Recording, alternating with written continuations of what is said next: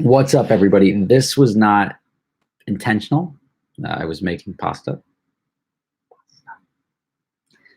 and I didn't make any sauce because I realized I scheduled this for 8:30 and instead of 8:45, and there's people waiting already. So I said, Rob spaghetti eating pasta while live streaming. I think we'll get a pass on that one because who doesn't like some good pasta? And I just got back from Vegas last night. You're gonna ask me what's on the screen back there. It's Indiana Jones 3, not the fourth one, that doesn't count. But what's going on? Let's see here. I just got back from SEMA. I just wanted to do an update. I haven't live streamed in a while, but I wanted to update why, and like my upload schedule has been a little wonky because I've been very busy. But we'll get to that in a second.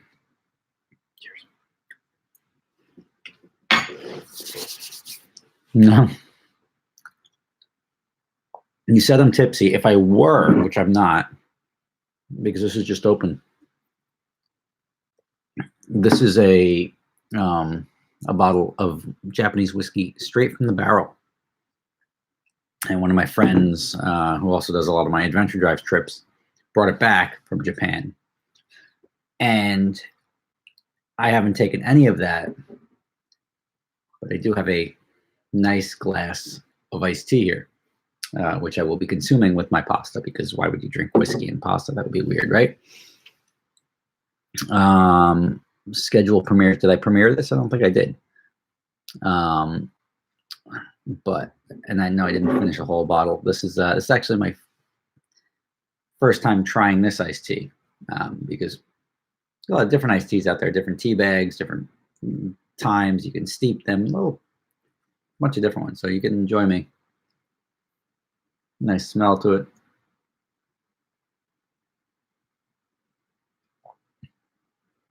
No, it's very smoky, very peaty. Very peaty iced tea, which I'll be honest, I'm not a big fan of the peat. Hold on, excuse me 1 second. Somebody's looking for me. I'll let Siobhan get that. We have a live chat on our Adventure Drives website, and that's somebody looking here. I'll tell you what they say. How can I help? Somebody just said, I'm looking for Rob Ferretti, which I have an email address. I've got many ways to get in touch with me, but this guy chose to do a live chat through the Adventure Drives website, which is it's a cool website. Siobhan just redid it. Adventure Drives, we got really 2 trips this year instead of 3. We're not doing a spring trip. It was going to be down to South America. There wasn't enough interest in it, or there was interest in it, but not enough interest in it pre-committed, that I just bailed on. But we're doing a trip in July, which I'll probably do a giveaway spot for. I think I had a lot of fun with that. I had 2 great guys come out to the trip to Europe last year. So I'll do a giveaway spot and some sort of t-shirt. I don't know what I'll do, some sort of swag. But we're doing a trip in July, starting in Seattle, going up to Vancouver, to Whistler, across the Trans-Canada Highway, over to Banff, Jasper, Icefields Parkway, Lake Louise, down to Glacier National Park, and go from Glacier National Park over to Big Sky, through Yellowstone to Jackson Hole. That's going to be awesome. If I were going to title it, I would call it the Rockies trip or something like that, because we're doing both the Canadian and the U.S. Rockies, which are like the best driving ever. I'm super excited for that. And then Raise Hell, Praise Dale. I think that's probably something to do with Dale Earnhardt, something to do with Garrett. That trip is going to be actually awesome. And then we are doing a trip to Scotland in October of next year. So our Scotland trip will be fun. That'll be drinking Scotch whiskeys, just exploring the island of the island of Great Britain, but Scotland's the top part of it. But there's some really cool golf courses up there. I don't know if anyone is a golfer, but we're going to play the old course at St. Andrews. And then we're going to do some distilleries, go up to the Speyside region, drive the North Coast, and then come back down. Very cool. I'm looking forward to that.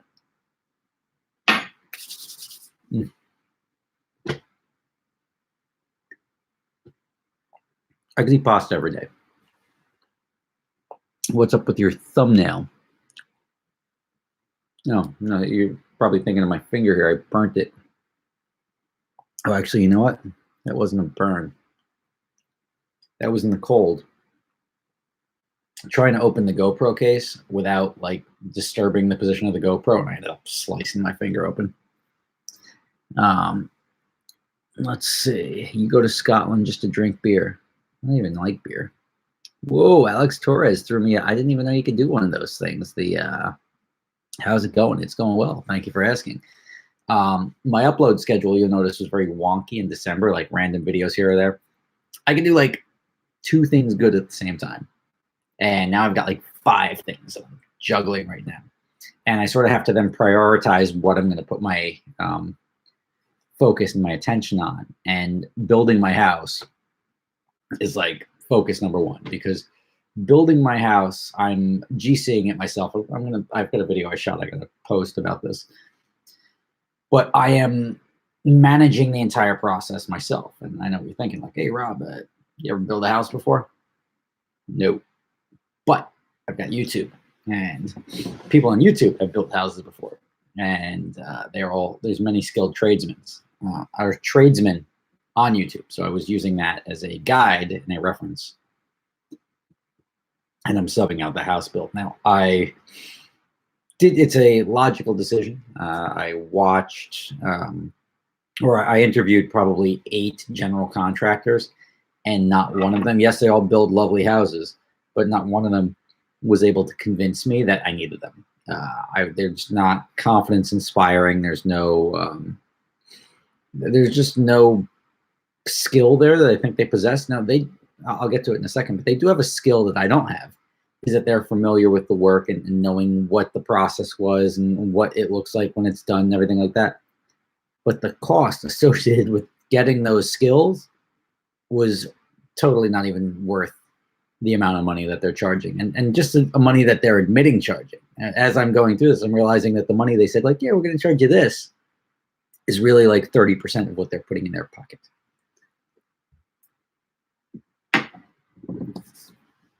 Thank you, Corey. Yeah, $500 car challenges. There's going to be another one coming up. Robert, I still have the 911. It's going to go through auction in about 2 weeks. Do you have I do have a builder's risk policy, not under it's a rebuild, but so I make everybody add me as an additional certificate holder on their insurance policies, and I make sure they all have $1 million in liability coverage and workers' comp, something that everybody does. Nobody has a problem with it. So I want to visit you in Norway. Yes, I do want to visit you in Norway. I don't even know where you are in Norway, but everywhere in Norway I think is cool in my head.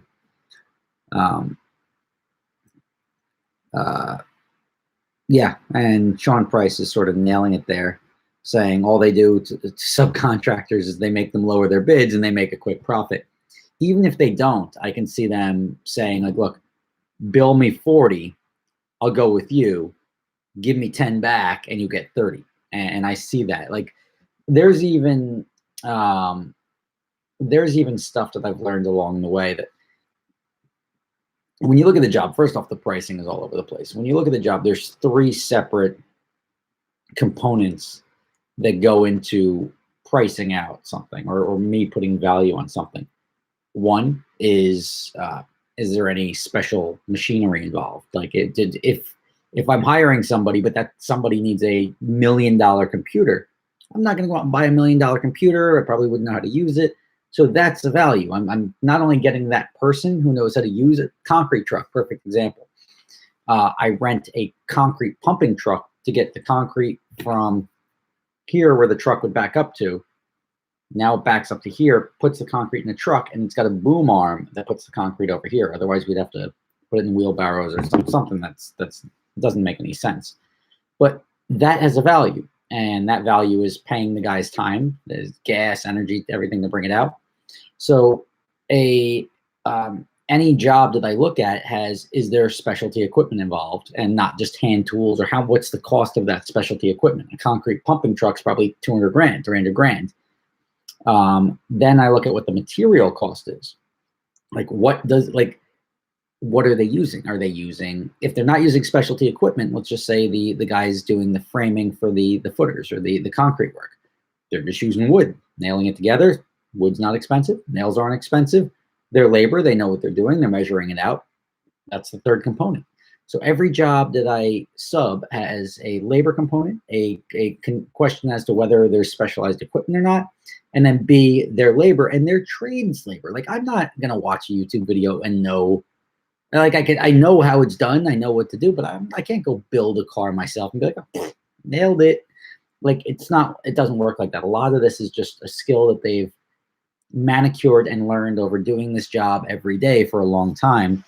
And that's why I'm subbing everything out, not swinging any hammers. If there's anything I could do at some point in time, like when I first bought the property, I started cutting down trees to save ultimately like 15 grand. It made a lot of sense. Cut down and bought a $100 chainsaw, cut down a bunch of trees, saved a bunch of money. The amount of money I'm ultimately going to save and it's getting more and more like real as it goes along. There's subcontractors where I budget whatever 40 grand for a subcontractor and it ends up costing me 22. $18,000. There's about 18 different subcontractors that I'm going to have throughout this process, but saving $18,000 on one line item.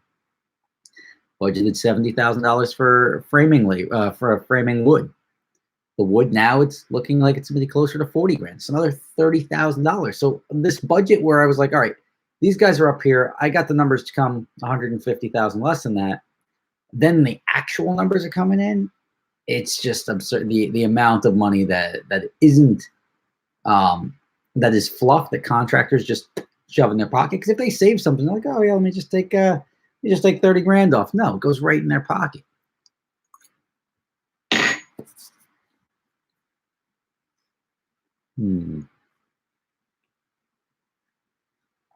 All right.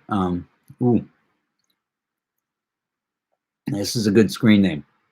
So I got 5 A's, which is probably, like I said, Ute. So he's got to be from Australia. But he's, let me make sure I'm pronouncing this right. Mr. Balls Deep Enyabum. I think Enyabum I may have gotten wrong. But Mr. Balls Deep, would you try to import an HSV GTSR Maloo? Fastest production pickup, Ute. I wouldn't. The only pickup that I think I want, obviously, I'll probably buy like a cheap pickup just for the job site, just throw stuff in. Like when I say cheap, like $1,000, so I can just throw it away when I'm done with it. But a pickup truck is much more practical on the job site than my Mercedes. I do like the idea of those little mini trucks, like the Japanese mini pickup trucks. I think that would be a cool daily driver for a while, at least in the summer. They're manual, right-hand drive. Corey Black, also, you guys all from Australia? I love this. This is great. Adventure drives to help the Aussie brush fires. Maybe I'll do an adventure drives in Australia one day. I don't know really. I mean, I get there's a need for money to rebuild or to do whatever. I'm just not confident that if I just throw money into a charity, even if I raise it, like I don't think it's not saving the koalas, it's not saving the kangaroos, and it's not ending up in your pocket. I rather raise money for Jim. Jim needs to rebuild his house. His house burned down in the brush fire. Nobody's helping him out. Boom. I'll give money to Jim because then I can see Jim build his house, or I'll pay to have somebody build Jim's house so he and his family have a place to live. That's where that like, I'd rather be that charitable than just like, oh, like, and I don't have time to manage that, but to raise money just to give it to like the International Red Cross, whoever. I just see too much, and it's like governments, charities, religious institutions, anywhere where the money comes in and people are like, oh, whatever, here's some money. it's feel good. It's like, well, except for giving money to the government, but it just gets spent by the people on the other side. And I'm not confident in that. That's one of the things I'm not a big fan of charities because of. The sign guy, yeah, I'm working on that.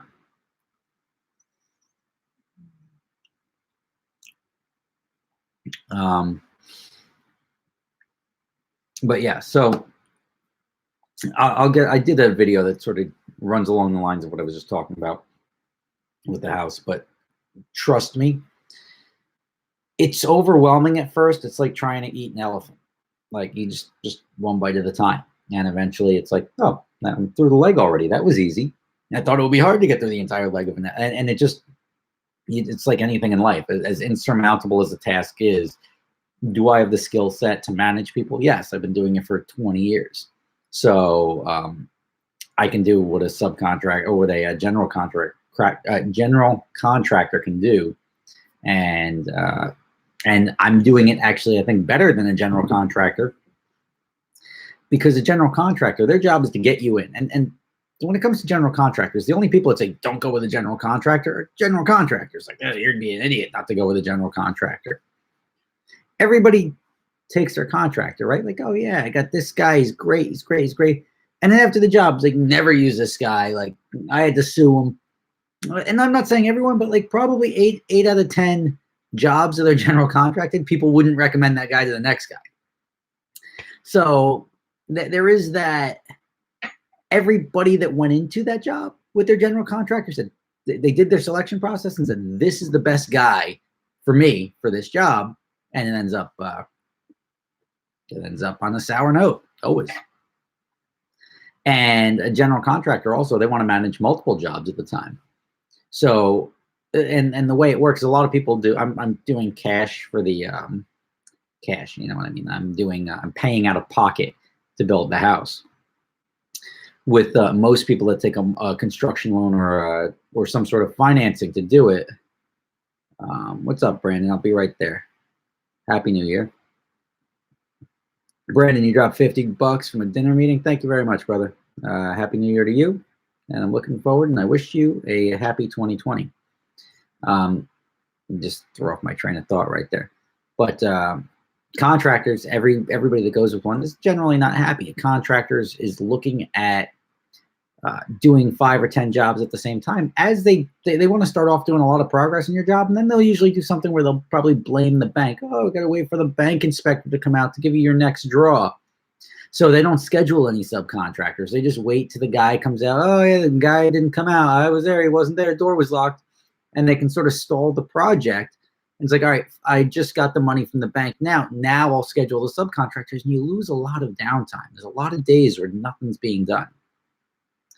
I look back on the first, it's 30 days now, December 6th. So it's been about 30 days. And I think in that first 30 days, and remember there was a Christmas and New Year's in there, but there may have been like 14 working days. And everybody's like, wow, you're really steaming along. I'm like, well, yeah, I want to get my house done. And everyone's like, it's going to take you a year, 2 years to do it. And I was like, you know what? I just want to do it in 10 months because I'm going to start now. And I just want my kid to be able to start the school system in September. And now as it's cranking along, and I'm looking at the timeline of what these contractors need to do their job, assuming the weather's all right, I think it could be like May, which is like 6 months. And I think it, like the actual amount of time in like working days, and I counted the working day, like if I had guys come to the site for 2 hours, sure, it's a working day. They did something. They did a line item that had to be crossed off. So I would say you can probably build a house in 50 or 60 working days. That's now. I may be wrong. It may be 90. But at this very moment, if assuming like concrete dried the very next day or like is ready to use the next day, my gut says that it's 50 or 60 working days to build a house. Now, and I'm talking a luxury house. I'm doing a lot of nice stuff in my house. You take that and you multiply that times, or just say it's going to cost me $300,000 in labor. It costs me an average of like $5,000 a day every day in labor to build my house in working days. That's a lot. And that's not like skimping or anything. That's paying people a fair rate. But people have been all over the map. Even my electrician, I went with a great guy from Nova Electronics, Electric and Security. His name is Kevin. But he ended up coming in at a reasonable rate. And I got electrical quotes, 2 of them, I think, 2 other ones. And his was more in the wheelhouse of where I was planning on being. And I looked at it and like, this is your retail estimate to me. I'm sure there's room in there, but it's fair. So let's just go with it. I mean, I don't want to beat you up because I think the rate is fair. And I did the same thing with my the guys who are doing the site work with the machines. They've got big machines. They've got a skill to move dirt and know how to dig the right depth and all that. And they gave it to me, and I was like, "Oh, you broke it. You're the first guy to break something down the way I've asked for it. Can you please break it down by what you're doing?" Instead of just saying site work, $75,000. Show me why it's $75,000. So they broke it down. Septic tank, 30 grand. This one's 12 grand. This is $800. This is $4 grand. Oh, what's this? Oh, that's removing the driveway. Oh, well, I'm not removing the driveway. It's gone. So instead of me saying, sure, 70,000 is good, we went through and they broke it down. I said, I need that. I don't need that. I can get that cheaper, or I can do that myself. And I was able to get, and they're getting full rate for everything that they listed. And 2 out of my first, even the third one, the third contractor was the concrete guy.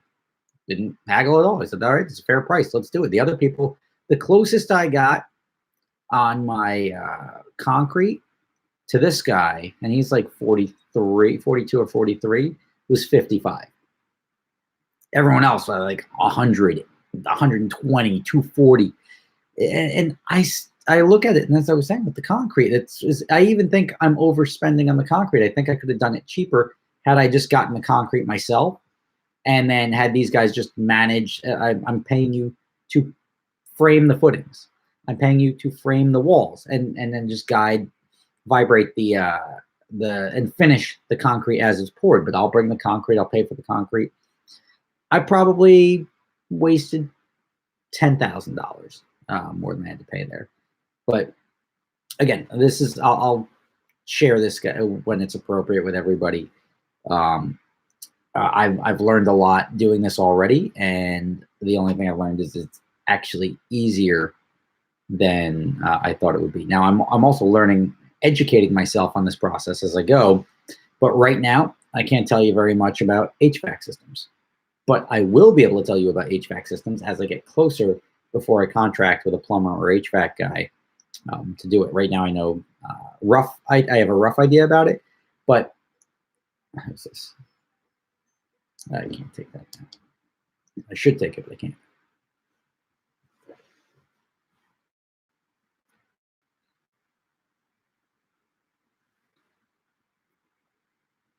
So Eric must do concrete. Eric is saying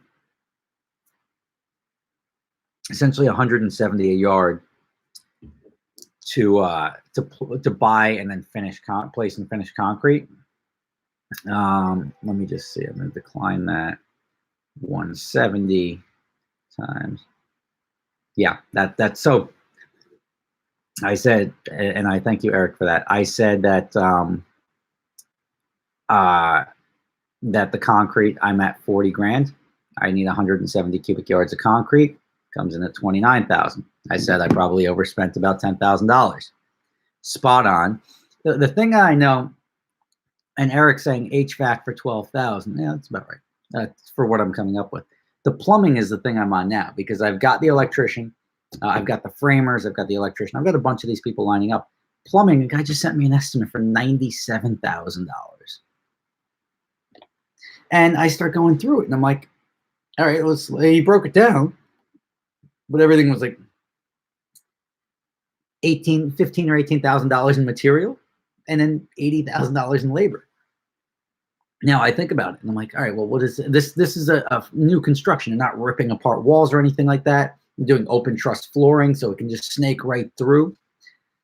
This guy's going to be on my site for 7 days, 5 days, 10 days, whatever it is. If a week or 2 weeks, he's essentially saying he wants to charge me 40 grand a week in labor. Think about that. $40,000 a week in labor. I don't care what you're doing. I mean, $40,000 a week.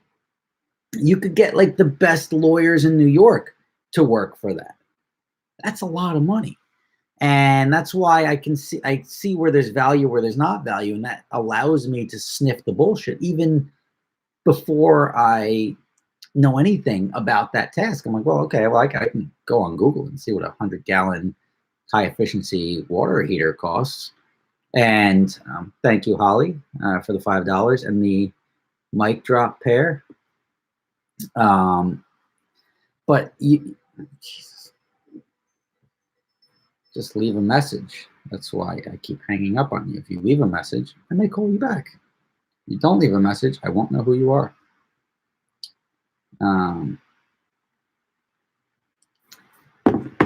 So that's essentially why I'm doing all the contracting, because I'm learning. It's much easier than I thought it would be, and I'm very happy with my decision thus far.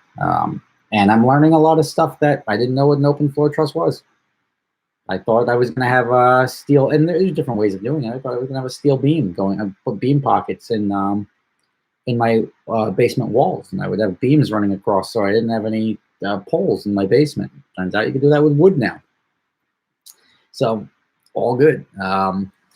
I caught at least one mistake. Like, how cool is that? Like, I'm hiring professionals, and you're assuming that they're not going to make mistakes. But during the framing of the footings, I was like, you know, I got my blueprints here. What's going on here? Oh yeah, that's wrong. You're right. Yes, I was like celebrating inside, and I'm like, I don't want to call somebody out because they know a lot more than I do. But I mean, the only thing I've done as a general contractor that I'm trying to figure out how not to do is I go buy the guy, because it's cold, it's winter. I go buy him coffee, hot chocolate every day, so there's something warm to drink.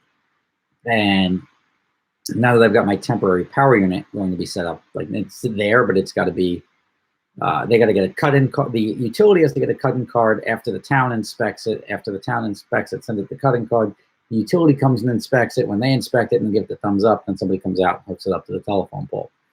I think I'm going to build a box near there and just put like a Keurig and some cups and let these guys just crank their own coffee all day long, so I don't have to go off-site to get the coffee. Because I mean, I do have like my GoPro there, but like it's like, and I assume they're working while I leave. It's not a trick to be like, tell me to go get coffee, and we can just sit here and do nothing, because they're not paid. Or they're paid by the hour probably from whoever they're working for. But the guys on site, or the guy that I'm paying, is getting paid by the job. Aaron Haas says, do you think the Evo will ever go up in value? No, I don't. And that's sort of a loaded question. Do I think it will go up in value? It'll hold value and maybe sell for more than it is now. So by definition, yes, it will go up in value. Would I buy one and park it and try to use it as an investment? No shot. It's cars as investments are pretty terrible ideas. A car is a fun hobby where you have money and you want to park it somewhere. Park it and enjoy a car, and then maybe get your money back out of it as part of, like, you have a hobby playing golf. You play golf, you don't get to keep anything. You have your clubs and your balls. The balls are disposable. The clubs you probably throw in the garbage anyway. And the time you use the club, you don't get back. That's all money that you spend. So if you look at cars as a hobby, if you can buy the car, get the enjoyment out of the car, it goes up slightly in value, and you sell it for the same money or a little bit more, so it ends up costing you much less or nothing to own a car, I think is a huge win.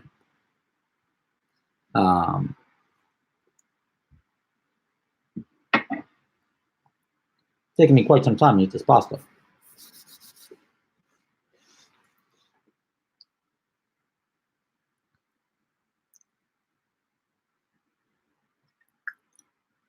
All right, now I'm going to respond to Useless Film, who I think he's probably he's a general contractor. He's trying to make a point by saying, by the way, after watching your videos, I could easily run a better exotic car rental business than you. Clearly, experience means nothing. Did I say experience means nothing? No. I said, I'm a value guy. And the value of looking at something and saying, yeah, it doesn't look right, or managing subcontractors is not worth $200,000+, which is what the general contractors were charging me to manage this. And when I say general contractor, no matter how you slice it, the cost to build my house was, anyway, the cheapest was like $787,000, and that didn't include everything. Like, oh, then so you figure 8.25 to like 1.1 million is what people were looking to charge me to build this structure. And yes, their experience of knowing the process and sort of having this as second nature has a value, but it's not 250. Like, even if they do it in 6 months, or even if they do it a month faster than me, the sitting cost of me not being in my house for a month is the rent on my apartment here, and maybe a little bit more enjoyment in life. That value is not $300,000, not $200,000, not $50,000. And I've got a trusted network of professionals that I'm working with. My architect knows houses, knows quality, knows everything. He's on site all the time. And I have a deal with my architect that he comes out and he bills me as sort of a consultant. So I'm getting the value that I need of people knowing the construction process, coming and acting sort of a consigliere, where they're helping me through the process for stuff that I don't know. Like, I mean, I know the foundations of everything, but I don't know if I look at that concrete and be like, oh, the foot. And I remember I looked at the footer in the concrete and I'm like, oh, it's not, they didn't use a vibrator or anything on that. So there's some, not air pockets, but it's not like glass smooth like I was expecting it to be. And like, oh, it's a vertical footer. Just there's nothing, there's no load on it. It doesn't matter. It's perfectly fine. So there is value to people who know what something is supposed to look like. But again, it's not what these contractors want to charge.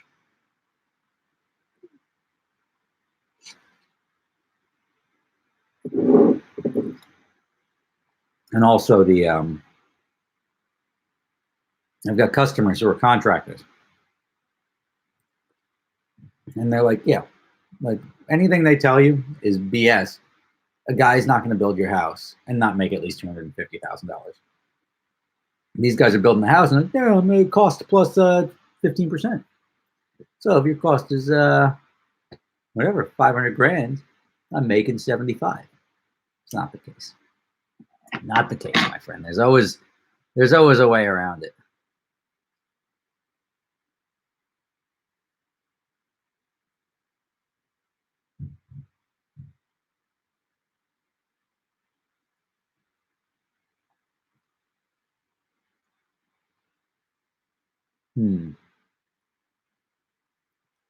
Where's the 200-mile-an-hour Gallardo video, Robert?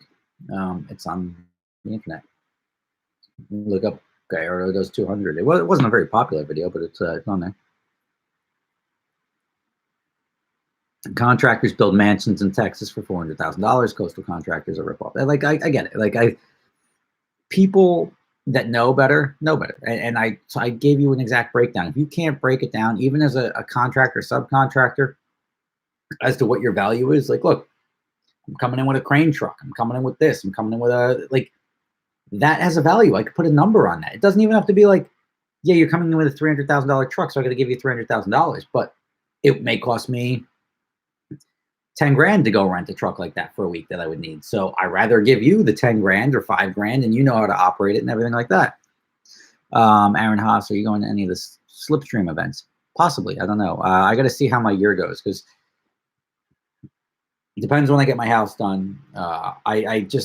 It's the worst time to build a house now in the winter, but it's also the best time for me to build a house because my winters are slow.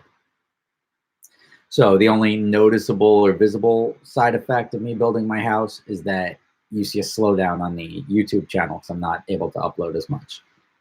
But my business starts to pick up again around Memorial Day, which is around when I'm hoping to have the house done. And then I can sort of transition from focusing on the house to focusing on building the rental company again. Once the rental company, I start fleeting up, getting all my cars, getting everything positioned for that. Then I transition over to Adventure Drives, which is doing the trip in July. I've got a trip I'm doing for my birthday in September, going to Oktoberfest in Munich, and then I've got my trip in October for Adventure Drives in Scotland. So that's sort of my schedule throughout the year. I'll carve out times to do some of the higher end content. I gotta get somebody in here to film and edit for me. It's just the processes. And Jimbo was pretty good. He was really good at what he did, but I need somebody Jimbo-esque that's sort of local, that makes my life a little easier to work with. Rob sent me 500 yen. I think it's $5. But what is a fair price on a low mile used 488 Pista or GT2 RS? Well, it depends. Low mile is where it's going to get you, because low mile, people ask whatever they want, and it's what somebody's willing to pay for it. Like a normal mile car, maybe 4,000, 5,000, 6,000 miles on it, you can probably get a Pista in the mid threes. And then the GT2 RS is about the same. They're not really breaking the bank right now. Longest plate of pasta ever.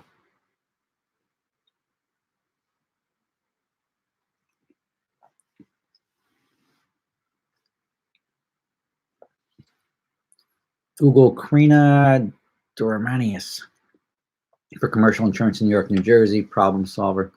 My iced tea is melting over here. My new glass I got for Christmas from my brother, the Currituck Club in the Outer Banks.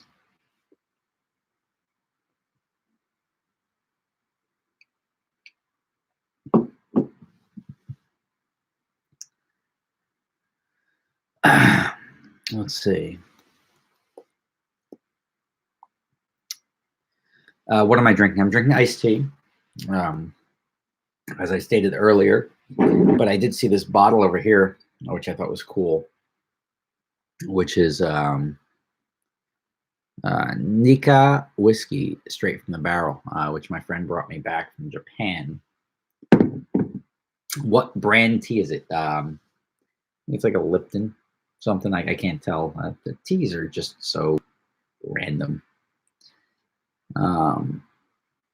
He's got 11.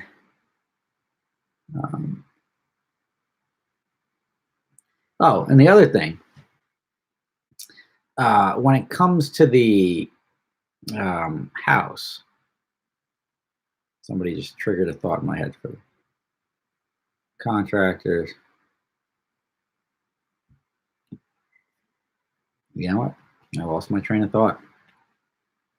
You can get a house without a contractor because, oh, that was what I was going to say. Everybody that I know that I'm aware of that has general contracted their own house said it was a great decision. So balance that. You balance the guys that went the route of, this is scary to me, I'm just going to hire a general contractor. That guy sucks. Don't use him. To every general contractor saying, don't not use a general contractor. You're gonna screw yourself. To then everyone who hasn't used a general contractor, it's the best decision I ever made. And when I say that, I say smart people that I know, not like it's not like a guy that these aren't guys that are swinging their own hammers and their walls are crooked or anything like that. These are guys that are subcontracting out the job themselves. The one guy works as an inspector in a town, so he's aware of stuff. The other guy was an electrical engineer by trade, so they understand what they're looking at. They understand a specific focus, but they understand the broader management and quality of work that they're looking for, and that's why that is why I do that. Cool whip. Oh, I saw somebody get rear-ended yesterday in Vegas. That was cool. Not like the car got rear-ended. It was just outside of CES.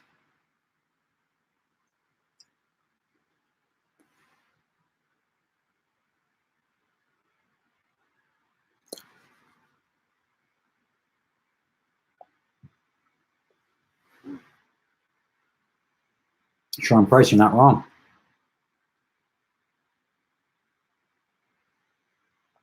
So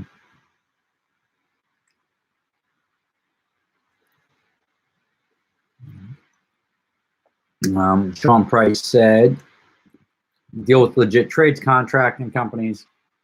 The general contractor, the cheapest idiots, and claim that these are his go-to guys. I remember every general contractor is like, I got my guys and like my network, and they prioritize me and blah blah blah blah blah. I'm like, well, the only people I've got so far are this guy and this guy. Oh, you're working with him? Yeah, I use him. What is he charging you? Oh yeah, that's a good price. All right, so the entire sales pitch you just made on your value was just negated by the first two people I told you I'm using that you're like, oh yeah, they're good. Chevy never billed me, Mr. Siobhan Bassau. Chevy never billed me $1. It was on auto pay. So it was like auto drafted from my account. I didn't notice Chevy billing me, but I have to go back through my finances for the last year, and maybe they auto debited something, but I didn't, nothing that caught my eye. There was, yeah, framework is pretty cool, Miguel. I've got frame guys coming in pretty soon. Let's see. The donk, I haven't gotten to the donk yet, but I've got to get to the donk. I'm doing three things. I'm doing the donk, the my truck, the donk, and then the Evo all at the same time.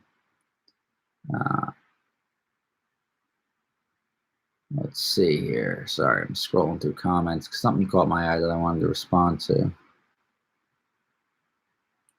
Yes, I'm doing another $500 car challenge. Useless Film said you need a guy there 100%. I think you mean I need a guy there 100% of the time. That's sort of what a general contractor does.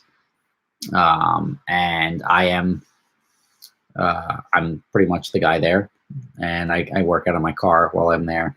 I'll just send emails or do what I got to do. And there are people like, you could get retired construction guys that'll like, oh, whatever, I'll get paid to sit on the job site. I know what I'm doing. So you can get guys like that if you want to do it on the cheap, if you have a job and you still want to GC your own job. So you're around for part of the day and you have somebody else there while you're not there.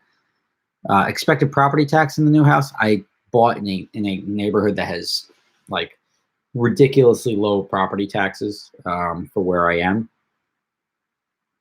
So my estimate would probably be like 9 grand, 10 grand, given the other properties in the town. Fix my collar.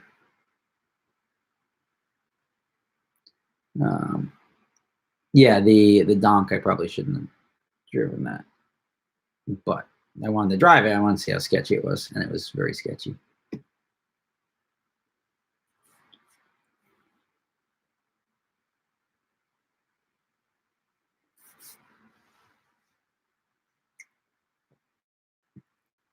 What did I budget for dumpster cost?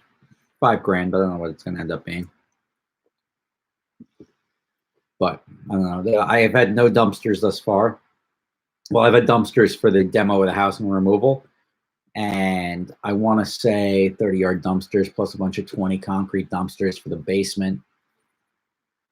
We probably did about 4 grand worth of dumpsters. And I don't think we're going to generate that much worth of waste throughout the process with the leftovers and everything like that. There'll be dumpsters, but not to the extent of multiple boxes a day that we did for a couple of days when we were clearing the debris off the house. Property taxes are based on what the town can get away with. Not my town. My town is actually pretty good with the property taxes. My same house, half a mile away, would probably be $40,000 to $45,000 in property taxes, and the house would be worth 30% less.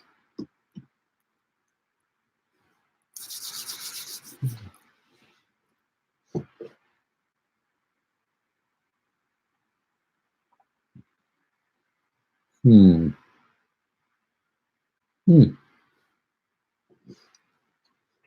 tractor,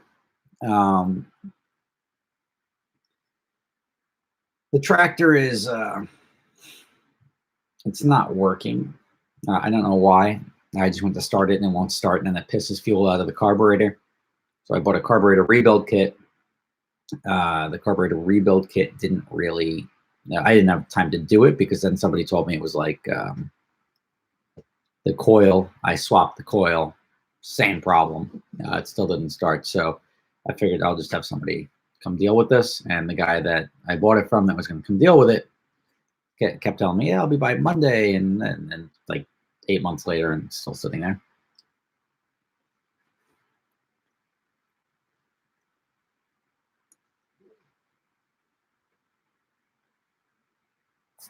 How much housework can I film or share with YouTube?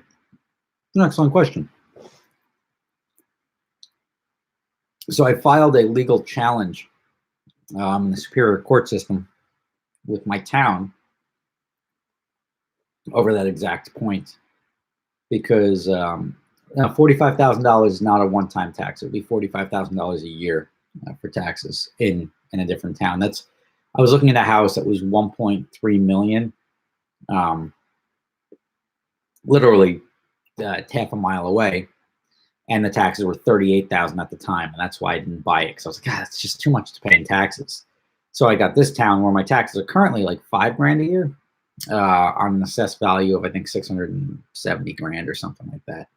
So scale it up, say the assessed value will be based off of 900 or a million, whatever the tax assessment will be. And then that same scale, so it'll bring it up to 9 grand, 8 grand, 9 grand, somewhere in there, 10 grand. Let's see.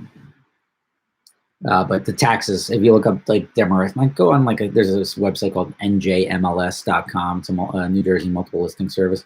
Look up towns like Demarest or Closter, New Milford, Dumont, and you look up houses that are like, oh, listing $1.10 million a fly, $1.3 million, $2 million house, property taxes, 78 grand a year. I'm like I couldn't imagine writing like a $7,000 check every month for taxes, property taxes. You get nothing. Like it's just astonishing to me.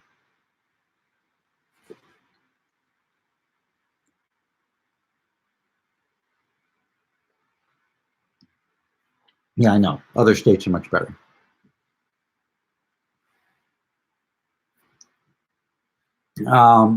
No, the tax assessment is not what you paid plus what you spent. What if I put a $400,000 gold fireplace in? The tax rate doesn't go up. The assessment doesn't go up off of what I spent. They do it based off of bathroom square footage, stuff like that.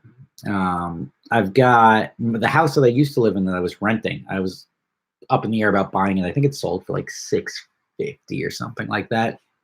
Taxes are worth $18,000 a year. Just for comparison, taxes were more than 3x my taxes on a house that was worth less than what my existing structure was. The bus that got junked. The bus was at Jeff's place. Jeff was going to buy it. I had trouble getting the title flipped because when I picked it up on Cosmo's dealer plate. So they put it in Cosmo's name. Cosmo's like, well, I didn't pay for it. You paid for it. I'm like, Cosmo, it's a couple $1,000. You paid cash. Who cares? I can't do it. So fast forward, we had to get the title flipped. Me sending the title out was going to cost $750 to get it turned over into my company name. Then Jeff said the bus needed a water pump, and that was going to be $1,000. So I can't drive it out of there. Towing it out of there would have been $500. Then I still have to spend $1,000 on it. A thing worth $3,500, $4,000. I decided to just leave it because Jeff had to move out because his lease ended and he went back to Pennsylvania. And I was just like, you know what? I don't need it. I'm done with it. And I let the bus stay there. And then the guy's like, oh, yeah, I'll take the bus. And then they ended up filling all the garbage that was in the shop into the bus. And then they scrapped the bus. And they said they were going to come get the title and never did. 3 more pieces of pasta. 49 minutes later.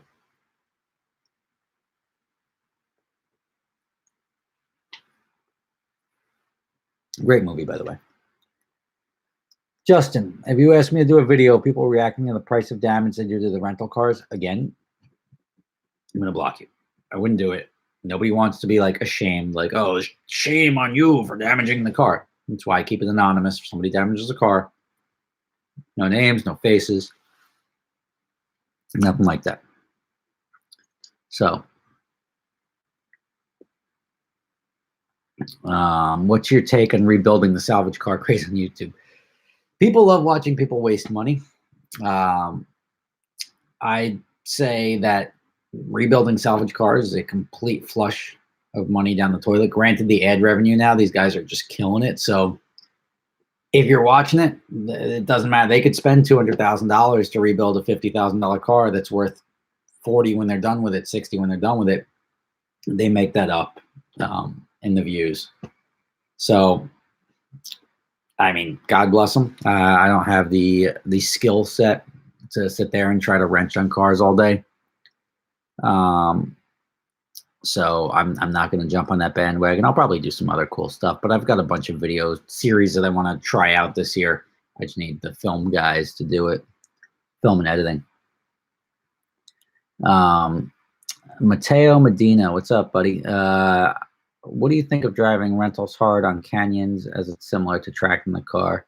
Would you charge a customer for tires or brakes? No, nothing you do on a public street would you get charged excess wear and tear for, unless you're doing donuts or burnouts or something that adversely affects the clutch or the whatchamacallit, the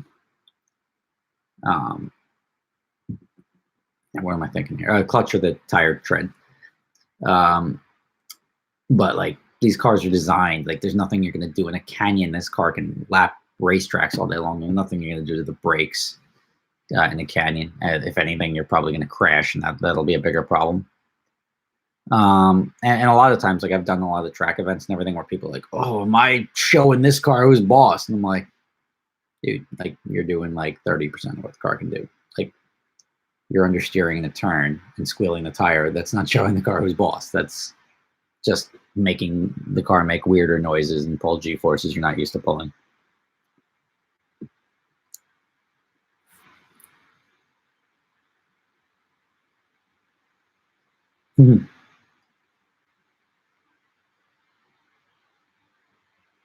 Let's see here. Useless film. You're adamant about me not GCing this house. If I took the job away from you. The next video is, I've got a CES video. I went to CES yesterday. That'll come up tomorrow. I didn't have time to finish editing it. The following video is about the house and the fact that me announcing and GCing it. I've got my NSX service hitting 100,000 miles. I've got, oh, this is a good one. I'm not going to say that though. Here's why exotic car rentals are cheaper in Europe. And then I've got some of my ex-employee stories about people stealing money. So that's the lineup for the next couple of days. I got you triggered. Dude, have a nice tea, bro. Don't be triggered. It's my house. If the roof collapses, it's on me, not you. Would I buy the Cobra R again? Yeah, probably not. No, I liked it, and it's not a bad place to park money. I don't think it's really going anywhere. What am I eating? I've got 2 pieces of pasta left. Indiana Jones 3 is the movie that's on. I wouldn't buy the Cobra R because it's got like the fuel bladder and everything like that is pretty expensive. Oh, yeah, I just noticed the Hitler in the background. It's Indiana Jones. Dr. M3, what's up, brother? Cheers to you. Iced tea all around.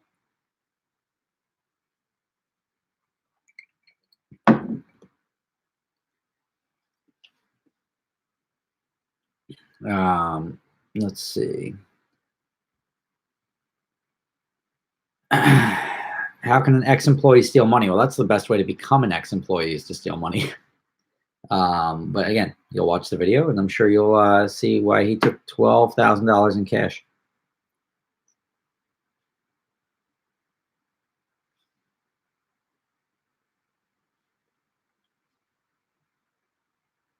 Kurt, I already said the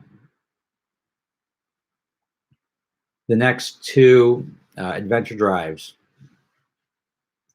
July, we're doing Seattle to Jackson Hole up through the Canadian Rockies. And then October of this year, we're doing Scotland. Earl Thompson, what is my golf handicap? Currently, it's a 9, 9.1, I think. But I was a 2. 2.3 was my lowest. Let's see. But I belong to a golf club here, and I literally played twice this year. And once was a father-son tournament with my 7-year-old kid. So, Rob looks like a little kid in his toy room. I do have a lot of toys here. Which video are referring to about taking $12,000? Jacob, I just said there's going to be videos coming out in the next week. That's going to be one of them. It's my last piece of pasta. It's taken me 56 minutes to eat 1 half plate of pasta.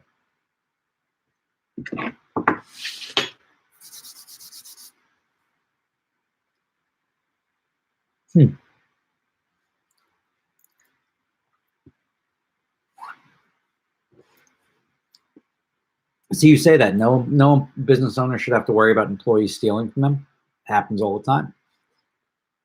And it also happens, the bigger the business or the more money that flows, the more entitled the employee feels. I had my my employees that I paid employees very well. That's all in this. I feel like I'm doing the video again. But I had employees that were making like 75 grand a year to deliver rental cars. So it's a good salary to deliver rental cars.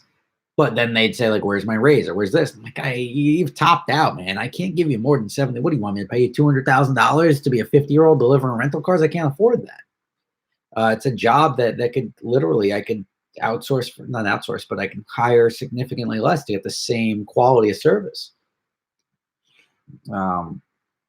But then they're like, well, this rental wouldn't have happened if I didn't deliver it. Well, yeah, I get it. Like, that rental wouldn't have happened if you didn't deliver it.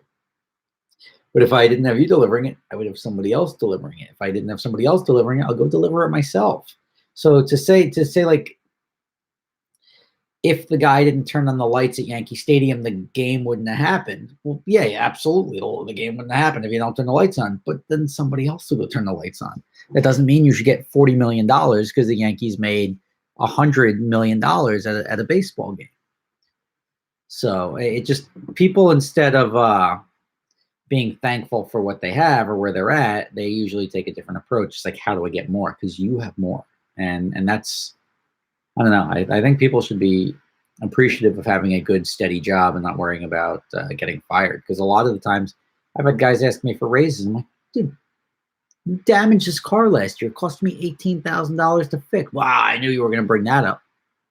What do you mean I knew you were going to bring that up? You cost me $18,000 and you want me to give you a raise for what? Don't damage anything and I'll kick you a bonus at the end of the year, but I can't give you more money because you're not eating this. I'm eating this. Let's see. Let's see. It was Riley said, I would deliver, oh, no, somebody said, I deliver exotic car rentals for free. Daniel. It's not that easy. I've had people offer, hey, I know you bring your cars down to Miami in the winter. We'll drive them down for free. You don't have to pay for the transport. You're going to put 1,300 miles on my car for free? You're the best. It's not how it works. So I've just been through a lot. So I've seen it all. I mean, I've been doing this now for 17 years.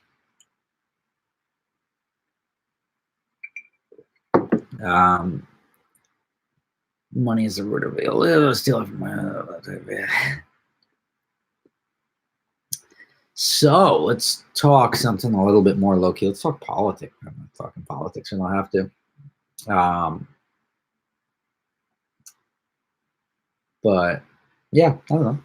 If you guys have anything you want me to chat about, let me know. I'll drop it. Otherwise, I think I've covered a bunch. You've joined me for my dinner. You've joined me for my iced tea. Politics, please. All right. Iran and politics. All right. I'll do a little bit. So Iran, I think, and this is my opinion, I think it was a good move to wipe out the bad dudes. I don't know the intelligence behind it. I don't know any of that stuff. But these, like, I think it was a good group of people to. It was a good return on investment for the bomb that we dropped on. I think that Trump won this with the Iran attacking and then us not attacking back. It looked like Iran was like, look, we got to do something. And whether it was coordinated, not coordinated, hey, we're going to throw some bombs over there. They could have easily bombed. There were targeted bombs. They could have easily bombed sleeping quarters and tried to take out a bunch of people. They bombed stuff that they knew, like, hey, just so you know, we're going to throw some bombs over there. And they bombed places that were military targets. And then they were also, they just cost us money. They didn't really cost us casualties. So by Trump using that and saying, like, look, fine, you know what? Perfectly natural. You guys are a little bummed out. You threw some rockets back at us. We're good now. We're good. And if it ends here, I think it's a huge win for him. I think that's we got rid of bad guys. I think, honestly, I don't think we need to be in the Middle East. Just anywhere you go where the vast swath of the population screams death to America, like death, I'm not from Israel, but death to Israel, death to America. Cool. You don't want us here? Have fun, guys. Like, we'll get oil somewhere else. You do what you do. And they can have gas for 6 cents a gallon, for all I care. And we'll pay maybe a little bit more, but at least we don't have to be somewhere for economic reasons. And especially somewhere where they, like, Osama bin Laden orchestrated these terrorist attacks. We said, we don't like the terrorists. We don't like the Taliban. We don't like, and there was people with the gut reaction of like, oh, well, Muslims, but they didn't say screw Afghanistan. Like we hate Afghanistan, the Afghanistan people. They target the specific subset of people that are targeting them. There's just a general feeling I get that the I want to say Middle Eastern Muslim countries have a very, very anti-American bias. It could be same thing with North Korea. It could be because of, and I'm not saying we're the best, but it could be because of propaganda. It could be because of anything. But I'll tell you what, if you give a trillion kids the opportunity to visit America or visit the Middle East and say, which would you rather live in? I think a lot of people are going to go to America. I just think it's a better place to live. It's, I mean, and it's not without its flaws, but we have rights for people. Men and women are treated for the most part equally, and they cry about the equality and the treatment over here. But try going to Qatar and like trying to pull this same like feminism or whatever you're trying to push over here, and try doing it over there. It'll cut your head off. So it's I long term, if he could use this and find a way to pull us out of Iraq and out of the region, say like we did what we had to do, peace out, I'd be okay with that. So the cat is watching TV. I don't have a cat. So that's if that was enough politics, I think we got it. Let me do a quick synopsis. Trump's not getting impeached, whether he should or not. He's not going to. So I think that should stop now and stop wasting everyone's time and air time and live coverage that nobody wants to watch, but everywhere you go, it seems to be on TV.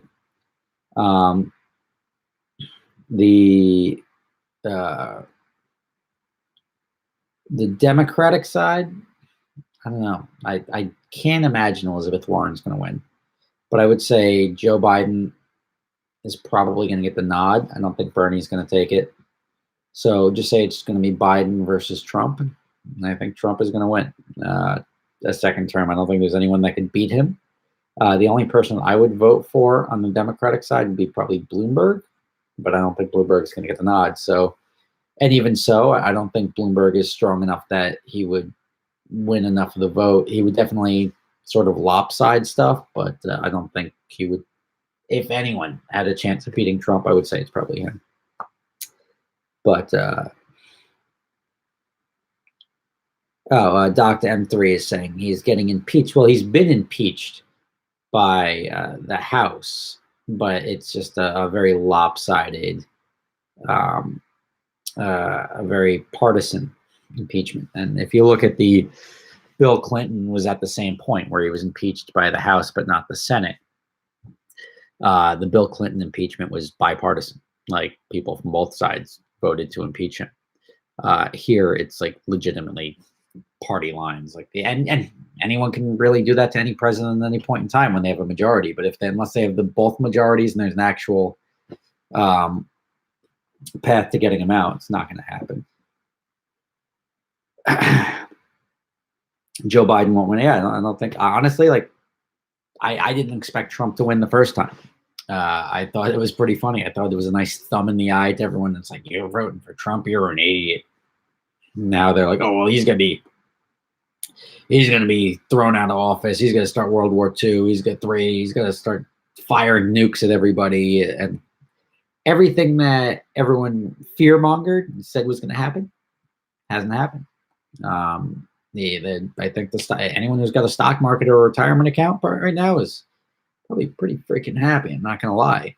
The market's at all-time highs. A lot of these stupid, when I say stupid, a lot of these trade agreements and NAFTAs and all these different pacts that we have with all these countries, these pulling out of, we're renegotiating the trade war with China. It's been very lopsided. I think all the stuff that he's doing is not eloquent at all, but I think it's a good move for the country to not renegotiate, but we have a very strong negotiating position. And our negotiating position has always been like, oh, you're not happy? Here's a couple $1 billion. Just throw money at you. And I don't think throwing money at people does anything. It doesn't make, yeah, you hate us, here's some money. Just don't, like we stop throwing money at people. Bloomberg spent $250 million in advertising for nothing. Like, if you're a billionaire, he spent $250 million buying a new jet. So if he tries to become president and work for Trump, so when am I going to sell my account? It is a car channel. We talked about cars. We talked about, actually, not very much about cars. We talked about houses most of the time. How bad is Governor Free Stuff of New Jersey? Yeah. I'm not a fan of him, but again, the one thing about politics is everybody loves to talk politics. Everybody loves to be outraged by politics, but at the end of the day, it impacts our individual lives so minorly that you'd be much better served just ignoring all politics and going about your life and enjoying life, living your best life every day. Jeff says, myself and Ed Bolian are the two most mature YouTubers on the market. Well, thank you. Epstein was suicided. You used suicided as like a verb, but he didn't kill himself. Trump used to have a Lambo. Hey, Rob, you think any videos of yours will surpass the views in the running from the Ford GT video? I have no idea. But that was a good video. I like that one. Nobody loves to talk about politics besides you on a car YouTube channel. Yeah, but the way I know if people want me to talk about something is they'll either be here or they won't. And the viewers have been here the whole time. So I'll talk about what I want. You want to listen to it? Stay. Grab a drink. You don't want to listen to it? Bye, Felicia. Excuse me.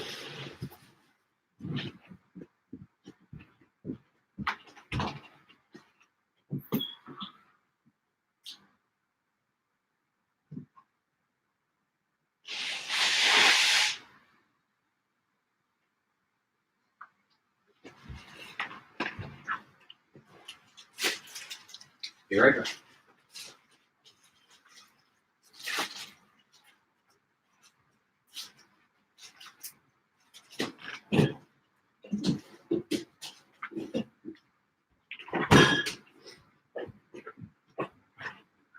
Sorry about that. I had to put away the Parmesan and had to blow my nose. So I had to take a quick YouTube break. I did have to blow the nosy. Trump is a distraction from other issues. Yeah, but nobody ever does anything about issues. Everybody just argues and nothing ever gets done. Will you do another first day of the ticket video? I'd love to, but I'd love to do it in like Japan or something weird, like a foreign country. Thoughts about the Greta girl talking about climate control? I think she has a really big arm right up her ass, making her mouth move. I think that she is a puppet for a group of people, and I feel bad for her. I think her life sucks. The Gumball 3000 lawsuit, we won it. I told my attorney, and I don't know where he stands on it, to go after the guy now, but I don't think he's done that.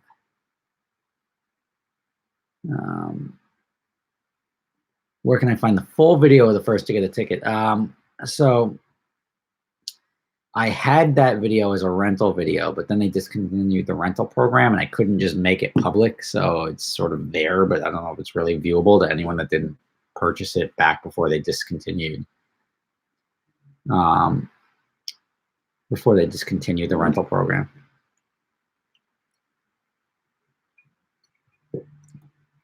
The ice melt opened up the iced tea. Jeremy says his toilet is plugged again. Jeremy, I think you're full. I'm glad you're a conservative Republican. I could tell a little bit. See, like, I don't like that though. I don't like saying, like, I'm definitely, I would lean conservative Republican, but I'm just a smart ideas guy. Like, you tell me a smart idea, I don't care if it's his idea or your idea. Like, I don't care which side of the aisle it comes on. It's a smart idea and it's good for, you would rationally expect it to be good, then I'm for it. If it's sort of the will of the people, I'm for it. I don't care who says it. If you guys want to legalize marijuana, whether I think it makes somebody dumb or I think it's the greatest recreational drug of all time and we should just tax it, doesn't matter. It's what everybody else thinks. There's stuff that we, the people, should be able to regulate. And we try to do that by putting our representative politicians in there. And you get a bunch of politicians that go into office, make $200,000 a year for 20 years, and somehow come out being worth $80 million. So I think it's all. Jerry Joshua, yo, Rob, I'm from Dumont. I got a red C7 because of you. True inspiration. Jerry Joshua, I'm also from Dumont, so cheers to you. Any plans to attend a Cletus and Cars event? It depends on when they're doing it. Yes, it is the Indiana Jones and the Holy Grail in the background. Vote for Andrew Yang 2020. I've never even heard of him. I try to avoid most of the politics. As I said, where I suggested that you should lead your best life and not worry too much about politics, I only see the stuff that like legitimately is thrown in your face and you can't avoid it. So I don't know, these people like, oh, Pete Buttigieg is out. I'm like, I don't know who the hell that is. So, or that guy who was loved to make us stink at the beginning, like, oh, I'm going to be so edgy. I think he was a politician out of Texas. And I probably dropped out already, but he had a funny name.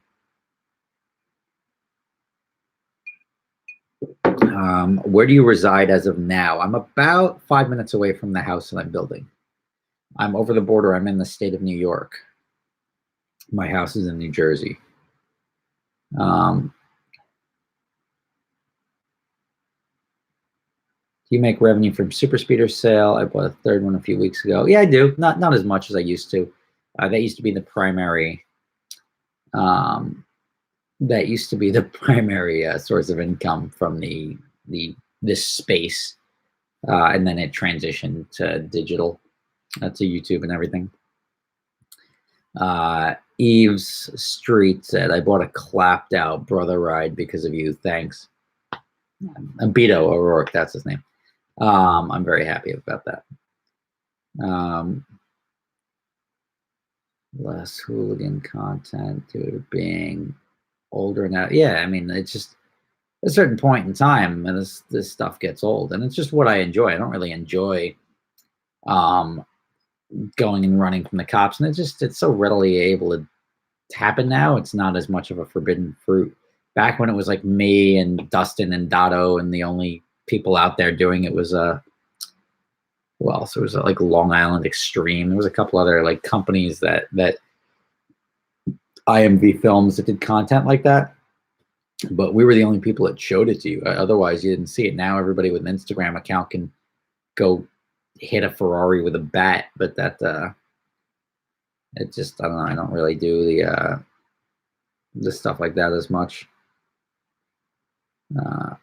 Cletus is Ruby versus my vet. Depends on what. I think my vet is probably a better track car than, or even all around car than any of these cars these guys have. Love the thumbnail. Do you stay in contact with these guys? Yeah, I do. I'll probably do a I'll probably do another project car challenge. So let's see.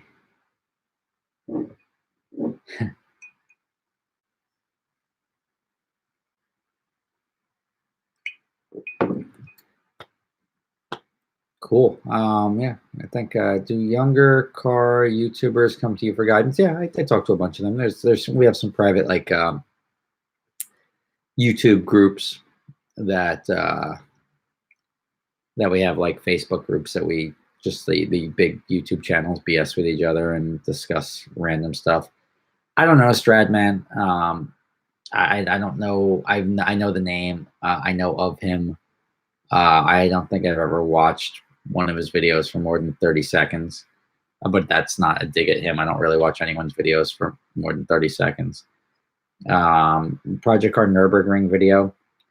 Yeah, I did this. Anything that I do where we travel, nobody watches it. Like they all die very quickly. I don't know why. They don't get in the algorithm at all. But Adam's car got stuck in customs because he got there Friday, 5 o'clock when the port was closing, and we were going to the Nürburgring on Saturday. Lou Gelati's car was there, but he did like 7:23 or something like that, so he was still way off pace. But I don't think it was the car. I think it was more that it wasn't. It was a customer car, but also he should have had a Nürburgring driver drive at the Nürburgring and not. He's a good driver, but he's not a Nürburgring driver. So.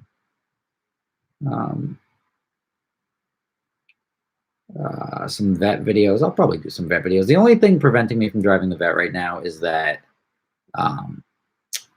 there's something that it wants more power than it should want to start. So I've got to look into why it's not starting. Because sometimes like it'll take me 2 minutes to crank it and start, or it needs like more than 14 volts to start. Like I'll usually a car cranking at battery now, and I'm like, I don't think we should just throw more power at the problem. I think we should figure out why it's not starting. It's got something to do with the AEM. Maybe I'll do a small little like motorcycle battery just for the AEM to piggyback off of, so it's got that. But we'll figure it out. Let's see. Regular YouTube reviews. Is the keeps working? You know what? I got to start doing it. I've got. I don't know. I some of these things I know from like 10,000 positive reviews are good products, but I just never get around to actually like getting in a rhythm and using it.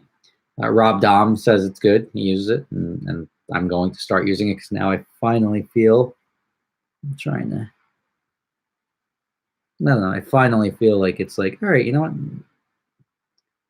Like up here feels a little thin, like, and I don't see it until I see like a camera angle, like dead nuts on the back of my head. But who remembers the car? Yeah, God, that was good times. All right. Do I like Tavares? Yeah, Freddie was a cool guy. I met him at SEMA this year. That's funny. Wrap the donk like a red MAGA hat. That would be pretty funny because that car is retarded. But anyway, guys, I'm going to wrap this up. I thank you very much. I hope to see any of you guys out on adventure drives. If you guys want to come out there, I'll start the merchandise drop at some point in time, and that will give somebody a free ride on adventure drives. I'll probably do the same thing like I did last year. But Happy New Year to everybody. Thank you for watching. Thank you for sticking it out. Thank you for the people that threw a couple of bucks at me for buying me some iced tea. And stay tuned. I've got a lot coming up. January is going to be maybe still a funky month until I get on top of catching up and start getting to the point where I can get some more video content out. But I'm still here and I'm still busy as anything. But have a good night. Thanks for watching.